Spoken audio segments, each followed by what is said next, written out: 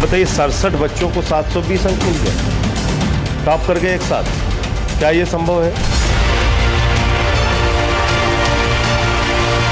एक ही सेंटर से 6 बच्चे 720 नंबर पा रहे हैं, तो इसलिए ये बहुत बड़ा घोटाला है।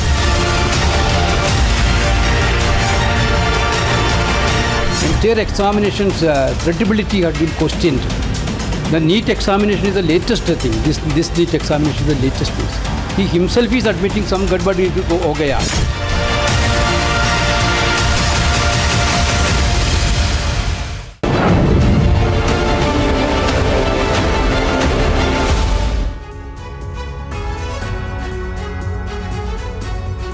जी हां, लाखों छात्रों की जबरदस्त मेहनत को जाया नहीं होने दिया जा सकता। अगर 0.001% भी गड़बड़ी हुई है तो भी इसकी जांच होनी चाहिए। और सबसे बड़ी बात, एनटीए गलती एक्सेप्ट करे। अगर जांच हुई तो जांच में जो बातें सामने आएंगी उसको भी सही तरीके से सामने रखा जाए। ये नीट के परीक्षार्थी उम्मीद कर रहे हैं, देश उम्मीद कर रहा है। आपके साथ मैं हूं समीर अब्बास, मेरे साथ करुणा शंकर शर्मा भी मौजूद हैं।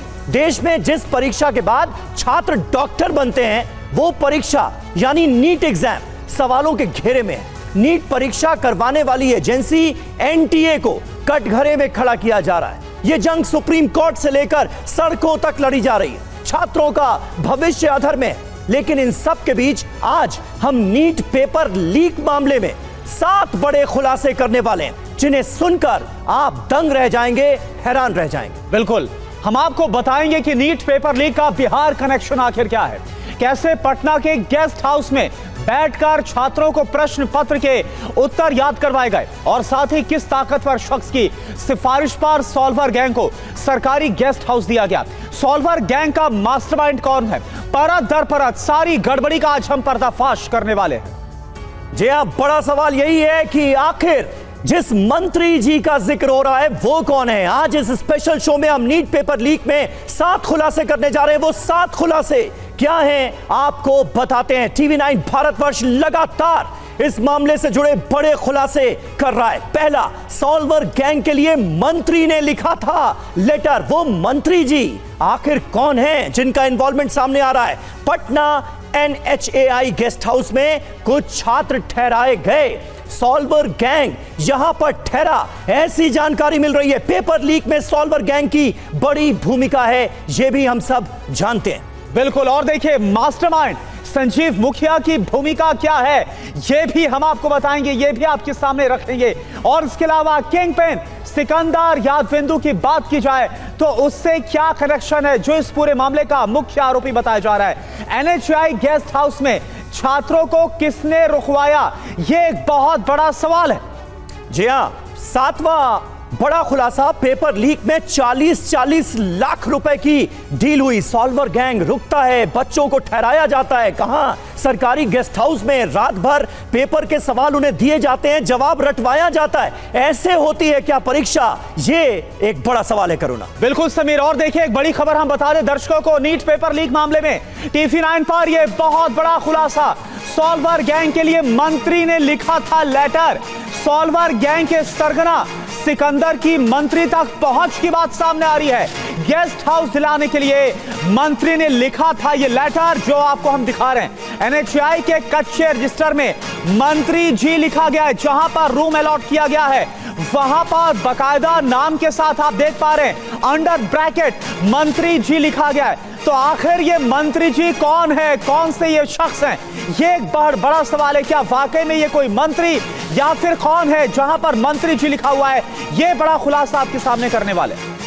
जी हां, नंबर 440 का यह लेटर एक अबूझ पहेली बन गया है और इसकी जांच सही तरीके से जांच एजेंसियों को करनी होगी। नीट मामले में सबसे बड़ा खुलासा यही है कि देश में डॉक्टर्स के भविष्य के साथ खिलवाड़ करने वालों में एक मंत्री जी की भी एंट्री हो गई है। कैसे, जरा देखिए, क्योंकि यह बहुत अहम खुलासा है। ये हम आपको रिसेप्शन डायरी का, NHAI का जो गेस्ट हाउस है जहां पर सॉल्वर गैंग रुका, उस गेस्ट हाउस की रिसेप्शन डायरी का पन्ना दिखा रहे हैं और इसमें अनुराग यादव का जिक्र है। वो अनुराग यादव जो कि अब पेपर लीक मामले में पुलिस की गिरफ्त में, और उसी के नाम के ठीक आगे ब्रैकेट में लिखा हुआ है मंत्री जी, यानी मंत्री जी की सिफारिश पर उसे कमरा मिला गेस्ट हाउस में। 5 अहम सवाल, पेपर लीक माफिया का यह मददगार मंत्री आखिर कौन है? दूसरा, किसकी सिफारिश पर मंत्री ने चिट्ठी लिखी और किसकी सिफारिश पर सॉल्वर गैंग इस गेस्ट हाउस में रुका? बिल्कुल, देखिए अगला बड़ा सवाल, पेपर लीक के आरोपियों के लिए मंत्री की चिट्ठी आखिरकार क्यों सामने आई है? क्या कनेक्शन है? क्या सरगना सिकंदर की सियासी गलियारों तक पहुंच है? क्या तभी मंत्री जी ये जो भी हैं इनका नाम निकलकर सामने आ रहा है? 5 बड़े सवाल इस वक्त हम आपको दिखा रहे हैं, आपके सामने रख रहे हैं। और देखिए अगला बड़ा सवाल और आखिरी बड़ा सवाल, क्या बिहार में पेपर लीक माफिया को सरकारी संरक्षण है? क्या सरकार तक पहुंच है पेपर लीक माफिया की? यह एक बड़ा सवाल बना हुआ है इसके बाद। बिल्कुल, ये तमाम महत्वपूर्ण सवाल जिनके जवाब तलाशने की कोशिश आज हम भी करेंगे, क्योंकि ये एक बड़ा राजनीतिक मुद्दा भी बनता हुआ नजर आ रहा है। ऑपोजिशन इस मुद्दे पर सरकार को घेरता दिख रहा है। हमारे साथ कुछ खास मेहमान मौजूद हैं। GM शाहीन, नेता जेडीयू के, हमारे साथ जुड़ रहे हैं। प्रोफेसर सुबोध कुमार मेहता हमारे साथ जुड़ रहे हैं, प्रवक्ता हैं आरजेडी के। और रूपेश कुमार हमारे सहयोगी, जो लगातार इस मामले से जुड़े कई बड़े खुलासे बिहार से कर रहे हैं, वो हमारे साथ जुड़े हुए हैं। रूपेश, पहला सवाल एक बार फिर हर किसी के जहन में, वो मंत्री जी आखिर कौन जिसकी सिफारिश पर पूरा का पूरा सॉल्वर गैंग NHAI के गेस्ट हाउस में रुका दिया गया? जी हाँ, देखिए TV9 भारतवर्ष ने ये खुलासा किया कि किसी मंत्री की पैरवी पर ही वहाँ पर सॉल्वर गैंग के जो शिक्षा माफिया हैं उनको वहाँ पर गेस्ट हाउस में कमरा दिया गया, कमरा संख्या N10, और लेटर नंबर 440 लिखा गया।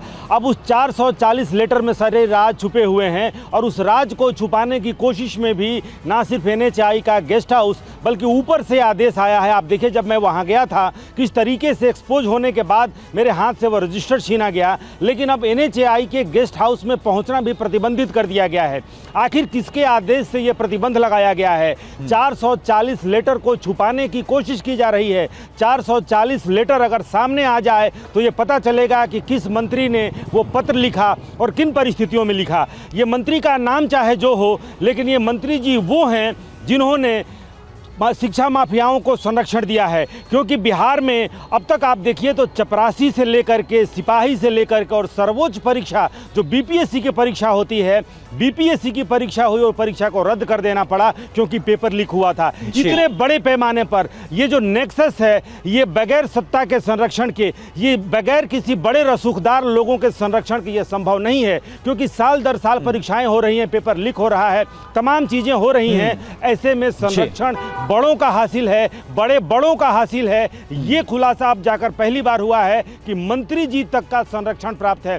क्या मंत्री जी ने सिर्फ कमरा दिलाने में ही मदद किया है, या फिर उस मंत्री जी की भूमिका कुछ और है? अगर सरकार और पुलिस की मंशा साफ है तो ना सिर्फ NTA से जैसे सवाल किए जा रहे हैं, वैसे NHAI तक पुलिस पहुंचे, सरकार के तंत्र पहुंचे, और वो लेटर नंबर 440 को जब्त करे। सब दूध का दूध पानी हो जाएगा जब लेटर नंबर 440 पुलिस अगर जब्त करे। मैं EOU के ठीक सामने खड़ा हूं। EOU के वो बड़े अधिकारी जिन्होंने इस पूरे मामले का पर्दाफाश किया है, 13 लोगों को गिरफ्तार किया है, महाराष्ट्र तक पहुंचे हैं, दिल्ली NTA के पास इनके 2 अधिकारी पहुंचे हैं। ऐसे में इनकी जिम्मेदारी है कि ये पहुंचे NHAI के गेस्ट हाउस तक, वो ना सिर्फ रजिस्टर जब्त करें बल्कि वो लेटर भी जब्त करें कि वो लेटर में सारे राज दफन हैं। बिल्कुल, ये राज जो है वो अब गहराते हुए नजर आ रहे हैं कि आखिर वो कौन से मंत्री जी हैं।